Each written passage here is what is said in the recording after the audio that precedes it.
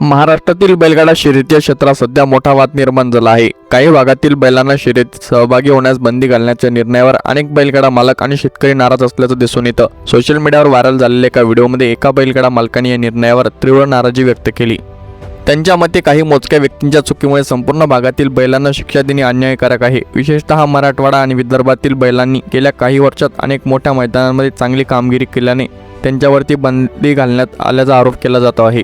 हा खेळ महाराष्ट्रात कुठेही जाऊन तुम्ही खेळू शकता, माझं असं म्हणणं आहे। जमक आहे ज्याचा बैल पळेल तो कुठेही जाऊन कुणाच्या गाड्या मारेल, ज्याच्यात दम आहे तो कुठेही जाऊन खेळेल असं मत अनेकांनी व्यक्त केलं। दुसरीकडे संघटनेच्या समर्थकांचे म्हणणे आहे की काही मैदानांमध्ये नियमांचे उल्लंघन होत आहे। शिस्त राखण्यासाठी हा निर्णय घेण्यात आला आहे। नियम सर्वांसाठी समान असले पाहिजेत असं मत त्यांचं मत आहे। या वादामुळे बैलगाडा क्षेत्रात दोन गट पडल्याची दिसत आहे। काही जण निर्णय मागे घेण्यासाठी मागणी करत तर काही जण संघटनेच्या भूमिकेचं समर्थन करत आहे। बैलगाडा शर्यत ही महाराष्ट्राची पारंपरिक ओळख मानली जाते, त्यामुळे हा वाद लवकर मिटून सर्व भागातील बैलांना समान संधी मिळावी अशी अपेक्षा अनेक शेतकरी आणि बैलगाडा प्रेमी व्यक्त करत आहेत। तुमचे मत काय? हा निर्णय योग्य आहे की अन्यायकारक? कमेंटमध्ये नक्की सांगा।